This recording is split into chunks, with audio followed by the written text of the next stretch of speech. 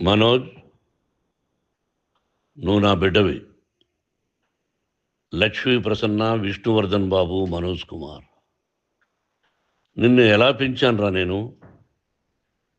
అందరికంటే నిన్నే గారాభంగా పెంచానురా. నీకే ఎక్కువ ఖర్చు పెట్టి చదివించాలని ప్రయత్నం చేశానురా. నువ్వు ఏది అడిగినా నేను నీకు ఇచ్చానురా. కానీ ఈ రోజున నువ్వు చేస్తున్న పని బిడ్డల గుండెల మీద తంతారంటారే, అలా తన్నేవరా. మనసు ఆవేదనతో కింగిపోతుందిరా. నేను మీ అమ్మ ఏడ్చుకుంటున్నావురా. జర్నలిజం ఉన్నది లేనిది, లేనిది ఉన్నట్టు రాస్తున్నారా. నువ్వు నన్ను కొట్టడం ఏంట్రా? నా బిడ్డ నన్ను తాకలా. ఇద్దరం ఘర్షణ పడ్డాం కొన్ని కారణాల వల్ల.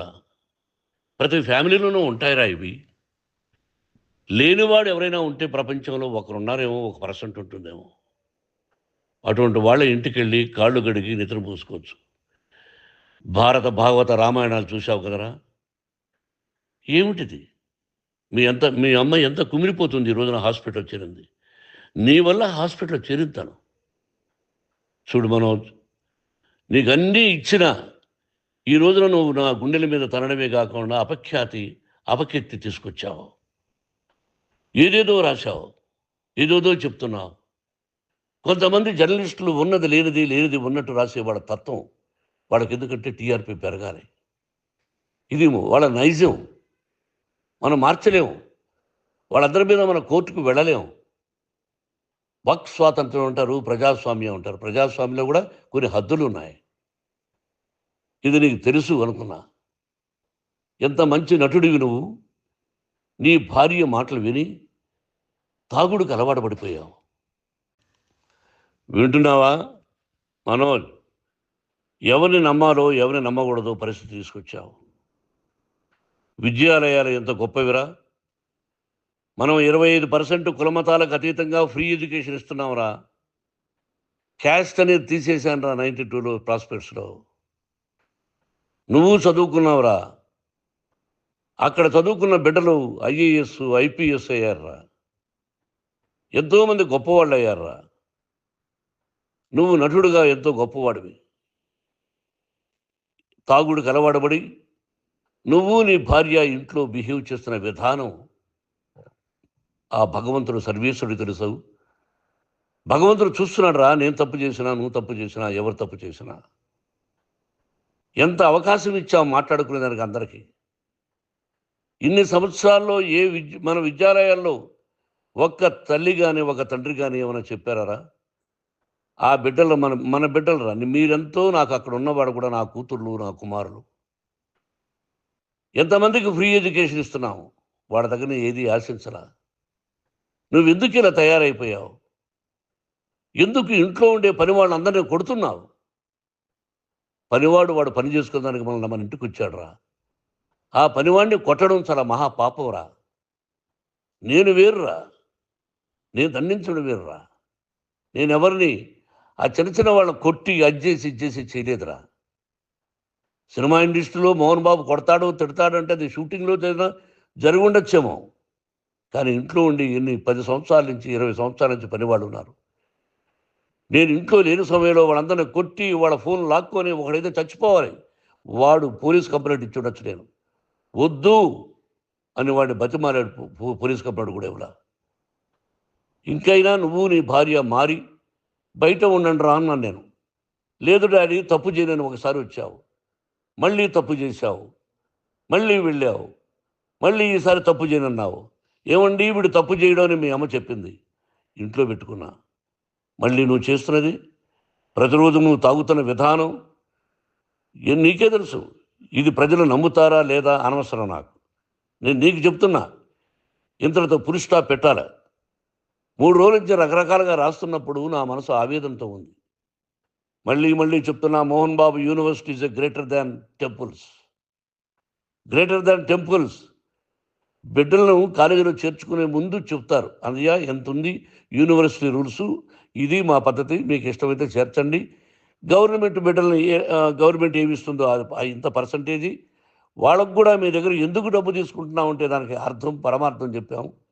దొంగతనంగా తీసుకోలేదు. ప్రతిదానికి చెక్కులు ఉన్నాయి. అది అకౌంట్ ఉంది. దానిలో తప్పులు జరిగితే డిపార్ట్మెంట్ ఉంది. కాలేజీలో ఇంకేదైనా తప్పు జరిగితే గవర్నమెంట్ ఉంది. ఇవన్నీ నీకు తెలుసు. ఈ రోజున ప్రపంచంలోనే నెంబర్ 1గా చేయాలని మీ అన్న కష్టపడి ఇతర దేశాల్లో నెంబర్ 1 యూనివర్సిటీ టైఅప్ చేశాడు. ఈ రోజు నువ్వు చేసిన విధానం ఏమిటి? నువ్వే ఒకప్పుడు నాకు ఇవి ఏమొద్దు నేను యాక్టింగ్ అన్నావు. ఈ రోజున ఏం చేస్తున్నావు? విద్యాలయాల మీద పడ్డావు. తల్లిదండ్రులు చాలా గొప్పవాళ్ళరా. కొంతమందికి డబ్బు కట్టలేకపోవచ్చు. కట్టని వాళ్ళకు కొంత సహాయం చేసాం. అంతా సహాయం చేయలేము. బ్యాంకుల్లో డబ్బు కట్టాలి. లెక్చరర్స్కి డబ్బులు ఇవ్వాలి. యూనివర్సిటీ బ్రహ్మాండంగా నడపాలంటే మంచి లెక్చరర్స్ కావాలి. ఇవన్నీ తెలిసి చేస్తున్నావురా 32, 33 సంవత్సరాల నుంచి. అది పక్కన పెడితే అందరినీ కొట్టడానికి వస్తావు. మీ అన్నం తిడతావు. ఒక వ్యక్తి వినయ్ గారనే ఆయన వ్యక్తి హెల్ప్ చేయడానికి వస్తే ఆ వినయ్ ఎవరు లజ్జాగుడికి చంపేస్తాను వాడు అన్నావు. ఇవన్నీ ఎంత తప్పురా? అంటే మీ నాన్నగారికి ఎవరు సహాయం చేయడానికి వస్తే వాళ్ళందరినీ లజ్జాగుడుకులు అంటావు. చంపేస్తానంటావు. మీ అన్నను చంపేస్తానన్నావు. చంపరా చూద్దాం మీ అన్న నేనే అన్నా. తాకరా నీ ధైర్యం ఉంటే అన్నా. ఎంతమందిని చంపాలనుకుంటున్నావు? ఎంతమందిని చేయాలనుకుంటున్నావు? నువ్వు ఏం సాధించాలనుకుంటున్నావు? ఆలోచించుకో. ఈ ఇంట్లోకి అడుగు పెట్టడానికి నీకు అధికారం లేదు. ఇది నా కష్టార్జితం. మా నాన్నగారు 10 రూపాయలు 10 పైసలు కూడా ఇవ్వలేదురా. మంచి జన్మనిచ్చాడు మా నాన్నగారు. మద్రాసుకు వెళ్ళి వీధుల్లో అడుగు తిన్నాను రా. ఒక పూట కూడా భోజనం లేకుండా అడుగు తిన్నాను రా. న్యాయంగా మోహన్ బాబు తిడతాడు కొడతాడంటారు కానీ మోసగడనం లేదురా. నీట్ పార్లమెంటేరియన్గా బయట వచ్చాను రా. నువ్వు నా పరువు ప్రఖ్యాతులు మంట కలిపావు. ఏమిటి నేను చేసిన అన్యాయం? నీకు జన్మనిచ్చాను. అదా నేను చేసిన పాపం. అందుకే ఇది నా ఇల్లు అన్నావు నువ్వు. నీ ఇల్లు కాదు. నీ కష్టార్జితంతో నువ్వు సంపాదించుకున్న ఇల్లు నీది. ఇది నా డబ్బు, నా కష్టార్జితం. నా కష్టార్జితంలో నేను పిలిస్తేనే మీరు ఇంట్లోకి రావాలి. అటువంటిది పోగొట్టుకున్నావు నువ్వు. ఆస్తులు అంటావా? ముగ్గురికి సమానంగా రాయాలా లేదా అది నా ఇష్టం. ఆస్తులు ఇస్తానా, లేకపోతే గంగపాలు చేస్తానా, లేకపోతే ఎవరికైనా దానధర్మాలు చేస్తానా, అది నాకు సంబంధించిందిరా. నా కష్టార్జితం రా. మీరు చేస్తున్న విధానం గుణగణాలు కావాలరా. మందు తాగచ్చురా. ఎంత తాగాలి? నేను కూడా 1 or 2 పెగ్స్ తీసుకుంటా. ఇది తప్పు కాదు, జనానికి తెలియాలి. నా డబ్బు ఇది. తాగి ఎవరిని కొట్లా. తాగి నేను తింటున్నా. అది ప్రజలకు అక్కర్లా. నేను తప్పు చేస్తేనే ప్రజలకు కావాలా. ఇవన్నీ ఉన్నాయిరా. ఇవన్నీ తెలుసుకో. జర్నలిస్ట్ సోదరులారా, మీకు నా గతాన్ని తెలుసు, నా భవిష్యత్తు, నేను ఎక్కడి నుంచి వచ్చాను కూడా మీకు తెలుసు. ఈ రోజున మీరు రాస్తున్న విధానం, నా బిడ్డ నన్ను కొట్టాడన్నారు. ఎంత తప్పు. ఈ రోజున నా బిడ్డ మీద కోపంతో అవును చెప్పచ్చు. కాదు, వాడు నా మీద చెయ్యెత్తలేదు. నేను ఘర్షణ పడ్డాం. ఘర్షణ వేరు, కొట్టుకోవడం వేరు. గాయాలతో హాస్పిటల్కి వచ్చి కుంటుకుంటుగా నడిచాడు. మళ్ళీ ఏమని పోలీస్ స్టేషన్కి వెళ్ళి చెప్పాడు. ఎవరో 2 ఉన్నారు, వాళ్ళిద్దరూ నా మీద దాడి చేశారన్నాడు. నా ఇంట్లో పనిచేస్తున్న వ్యక్తుల గురించి పోలీస్ స్టేషన్కి వెళ్ళి చెప్పవలసిన అవసరం అతనికి లేదు, హక్కు లేదు. పోలీస్ డిపార్ట్మెంట్ కూడా తెలుసుకోవాల్సిన విషయం. నా ఇంట్లో ఉండే వర్కర్స్ మీద నేను కంప్లైంట్ ఇవ్వాలి. నువ్వు పర్మిషన్ లేకుండా నా ఇంట్లోకి నువ్వు చొరబడి ఈ ఇల్లు నాదంటూ ఇంట్లో పనిచేస్తున్న వర్కర్స్ మీద కంప్లైంట్ ఇచ్చావు. అది ఎంతవరకు పోలీసు న్యాయమో రూల్సో చూద్దాం. పోలీస్ డిపార్ట్మెంట్ ఇంటికి వచ్చింది. వాళ్ళకి రాశాను ఉత్తరం. అయ్యా, నేను సీనియర్ సిటిజన్ని, నాకు రక్షణ లేకుండా ఉంది. నా బిడ్డ వల్ల నా ఇంట్లో నుంచి నా బిడ్డను పంపించేసి ఇది నా ఇల్లని. వాళ్ళు నాకు సమాధానం ఇవ్వలేదు. ఇవ్వకపోగా ఎవరిని పట్టించుకోలేదు. ఇప్పుడు పోలీసు వాళ్ళు వచ్చి ఏమండి రూల్స్ ప్రకారం నా బిడ్డ ఇంట్లోకి రాకూడదంటే మాకు హయ్యర్ అథారిటీ వాళ్ళు ఫోన్ చేశారు. మీరు ఎవరిని స్టాప్ చేయొద్దండి, బయట నుంచి ఎవరైనా వస్తే వాళ్ళని స్టాప్ చేయండి అన్నారు. 2 రోజుల నుంచి 10 మంది 20 మంది వస్తున్నారు. వాళ్ళు అలా చూస్తూ నిలబడ్డారు. వాళ్ళు ఫోటోలు తీసుకున్నారు. వాళ్ళ మీద మళ్ళీ వదిలేస్తున్నారు. ఎవరిని నిందించాలి? But I give respect to the police department.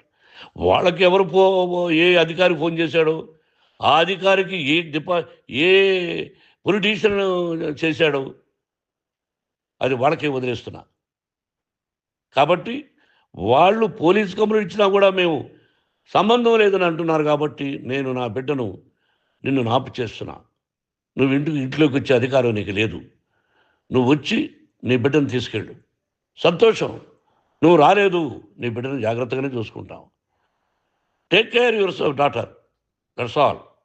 మీ అమ్మ హాస్పిటల్లో అడ్మిట్ అయింది.